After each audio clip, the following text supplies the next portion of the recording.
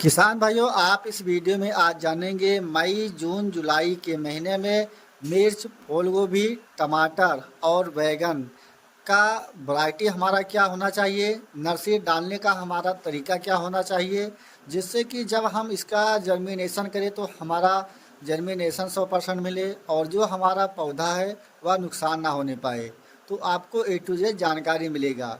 और जो जानकारी मैं दोस्तों इस वीडियो के माध्यम से दूंगा, जैसे कि आप खुद ही वीडियो में देख सकते हैं, यह हमारा मिर्च का नर्सरी है और जिस तरीके से मैं डालता हूं वही हम आपको इस वीडियो के माध्यम से शेयर करता हूं, ताकि खेती में आपका एक भी रुपया नाजायज़ खर्च ना होने पाए। और तो नमस्कार दोस्तों, स्वागत है आप सभी का अपने YouTube Awadh live TV channel पर। मैं हूं आपका दोस्त राहुल चौरसिया। दोस्तों, सही जानकारी आपको तभी मिलेगा जब तक आप वीडियो को लास्ट तक देखेंगे नहीं। अगर आप एक बार इस वीडियो को देख लेंगे तो आपको, अगर ये चार चीज़ आप मई जून जुलाई के महीने में अगर नर्सरी डालना चाहते हैं तो आपका नुकसान नहीं होने पाएगा। क्योंकि हमारा जो खुद का एक्सपीरियंस है दोस्तों, 13 साल का खुद का अनुभव है, वही हम आपको बताते हैं। तो जैसे कि अगर आपको नर्सरी डालना है तो एक महीने ही पहले, जैसे कि अगर आप मई में नर्सरी डालना है तो आपको एक महीने इसमें खेत की तैयारी करना है अप्रैल के महीने में। अगर आपको जून के महीने में नर्सरी डालना है तो आपको अब मई के महीने में खेत की तैयारी करना है। खेत की तैयारी ऐसा करना है जैसे कि उदाहरण तौर पर आप मान चलिए, मई के महीने में, जून के महीने में जो मौसम का टेम्परेचर रहता है 40-45 डिग्री टेम्परेचर हो जाता है। इस स्थिति में जैसे कि जो आप धान का नर्सरी डालते हैं तो जहां आप अमला लगाते हैं, बार बार वहां पानी सिंचाई करते हैं, उसके बाद अमला लगाते हैं ताकि हमारा जो खेत है वह ठंड हो जाए। तो ऐसे आपको जहाँ नर्सरी डालना है वहाँ आपको गोबर का सड़ा हुआ खाद डाल देना है और उसके साथ आपको डालना है रीजेंट अल्ट्रा, और एक चीज़ आपको और डालना है ट्राइकोडर्मा, और इसके अलावा आपको डालना है NPK 12-32-16। इसमें आपको तीनों चीज़ मिल जाते हैं। 12% नाइट्रोजन, फास्फोरस 32%, 16% आपको मिल जाता है पोटास। अगर ये चीज़ आप खेत में डाल देते हैं और खेत को बढ़िया से जुताई कर देते हैं, जुताई करने के बाद आप एक महीने तक खेत को सिंचाई करते रहें। जैसे उसमें नमी निकल जाता है फिर आप सिंचाई करें। अगर उसमें खरपतवार उग जाते हैं तो आप उसे फिर से जुताई कर दें या गुड़ाई कर दें। उसके बाद फिर आप खेत को इसी प्रकार से करते हैं तो जो मिट्टी है वह ठंड हो जाता है। और इसके अलावा आप चारों दिशा पे जहां आपको नर्सरी डालना है, जैसे कि मई और जून के महीने में पछुआ हवा चलता है, तो जो पछुआ हवा रहता है या पूर्वाई हवा रहता है, तो जो गर्म हवा रहता है, अगर आप चारों दिशा ढेंचा का बिजाई कर देते हैं तो जो हवा रहेगा वह आपका रोकेगा और उसके रोकने से जो आपका पौधा है वह आपका कंट्रोल होगा, मान चलिए 50-60% इससे। और उसके बाद आपको, जैसे कि आपको ऊपर की तरफ से, जैसे आप देहात के में देखते हैं जो छान का मड़ैया होता है, उसी प्रकार से आपको हरा वाला नेट लगा देना है। हरा नेट जो लगाना है आपको 70% आप लगा सकते हैं, 80% चाहे 90%।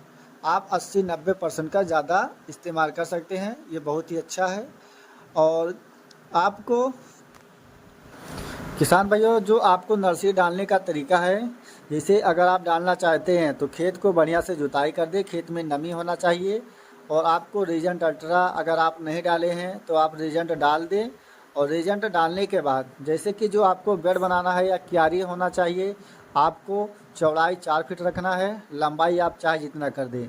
अगर आप चौड़ाई 4 फीट से ज़्यादा करते हैं तो जैसे कि जो बेड रहेगा, अगर आप ज़मीन से उसे बेरन को निकालेंगे तो आपको दिक्कत होगा। और 4 फीट अगर आप करते हैं तो ज़मीन से आप जो नर्सरी निकालना है बहुत ही आसानी से निकाल लेंगे। तो बेड बना देना है। बेड बनाने के बाद दोस्तों, मई जून के महीने में आप अगर नर्सरी डालना चाहते हैं तो आप एक दो तरीका है। एक तरीका है, आप शाम के पानी भर दें क्यारी बनाकर, जैसे पानी सूख जाता है वहाँ आप बीज को छींट दें। बीज छींटने के बाद आपको सुबह वहाँ पर मिट्टी डाल देना है। गर्दा गर्दा एकदम होना चाहिए। और जैसे कि जो किसान नहीं जानते हैं वो किस तरीके से डालें गर्दा, नहीं तो मिट्टी ज़्यादा हो जाता है, उस स्थिति में भी जर्मिनेशन अच्छा नहीं आ पाता है। तो इसके लिए जैसे कि जो माचिस की तिल्ली होती है, माचिस की तिल्ली 8 से 10 तिल्ली को तोड़कर उसमें छींट दें। छींटने के बाद ही मिट्टी डालें। मिट्टी डालने के बाद आपको जो आलू का बोरा है, जो कट्टा है, आपको भिगो कर रख देना है। जैसे पानी उसमें से निकल जाता है, फिर आपको उस पर ढक देना है। और ढकने के बाद अगर आप मान चलिए मिर्च का नर्सरी डालते हैं या बैंगन का नर्सरी डालते हैं, तो इसका जो जर्मिनेशन होगा इस समय आपको 6 से 7 दिन में मिल जाएगा।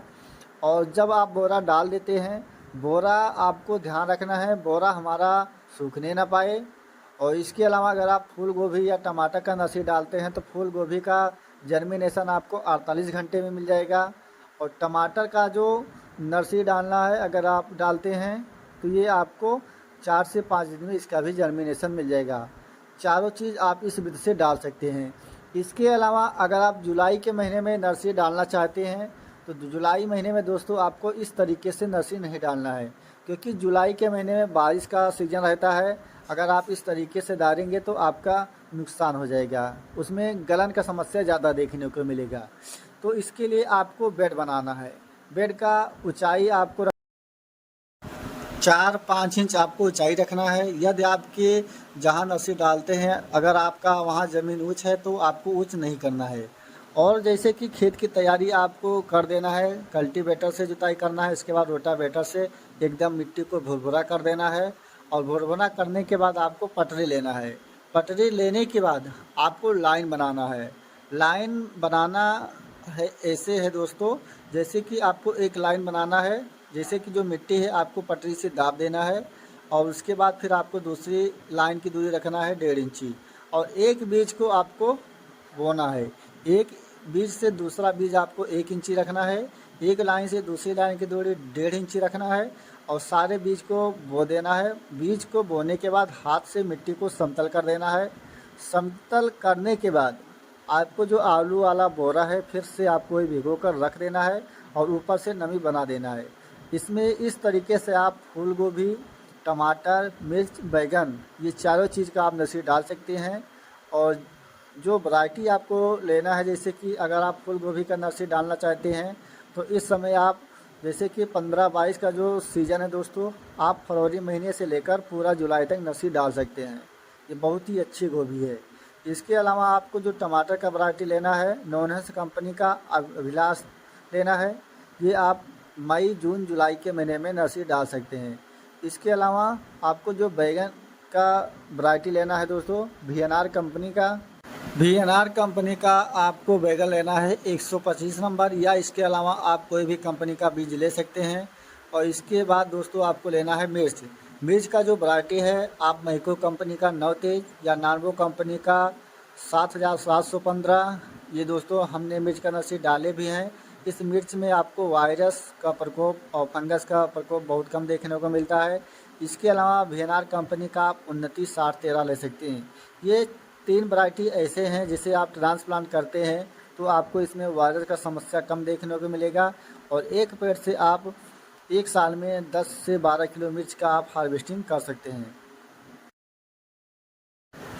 किसान भाइयों, अगर आप मई, जून, जुलाई के महीने में कोई भी सब्जी की नर्सरी डालते हैं तो जो आपको इसमें फंगिसाइड देना है, आप साफ का प्रयोग करना है 15 लीटर पानी में 50 ग्राम, या इसके अलावा आप ब्रांडेड कंपनी का दवाई प्रयोग करना चाहते हैं, आप सोच रहे हैं एक ही बार में दवा का प्रयोग करूं और हमारा एक भी पौधा का समस्या जो गलन का समस्या देखने को मिलता है ये समस्या देखने को ना मिले, तो दोस्तों आपको वायर कंपनी का एलियट लेना है। यह 15 लीटर पानी में 35 ग्राम पड़ेगा। और इसके साथ आपको इस सबको साइक्लिन लेना है, एक पैकेट का आधा। ये दोनों चीज़ें आपको अलग अलग घोल बनाकर और अपने फसल पर एक बार ड्रेंचिंग करना है। अगर ये चीज़ आप करते हैं तो जो आपकी गोभी के फसल में गलन का समस्या या टमाटर के फसल में या आप ट्रांसप्लांट कर देते हैं तब भी आपके फसल में इस प्रकार से समस्या देखने को मिलता है। तो ये दोस्तों बहुत ही अच्छी और बहुत ही रामबार दवा है। और किसान भाइयों, जैसे कि मैं 20 मई से लेकर 1 जून के पहले हमारा फूल गोभी का नर्सरी पड़ जाएगा, उसका जो लाइव वीडियो है, जो हमारा खेत की तैयारी करने का सिस्टम था, हमने आपको बता दिया। आप तब तक खेत की तैयारी अच्छे से कर ले और जो इस प्रकार से हम डालेंगे वही हम आपको लाइव वीडियो में दिखाएंगे। तो किसान भाइयों, अगर आपको हमारी जानकारी अच्छा लगा तो वीडियो को एक लाइक ज़रूर करें। और जो हमारे चैनल पर नए हैं या अभी तक हमारे चैनल को सब्सक्राइब नहीं किया है तो दोस्तों कृपया चैनल को सब्सक्राइब करें। फिर मिलेंगे एक नेक्स्ट वीडियो में, तब तक के लिए किसान भाइयों जय हिंद, जय भारत।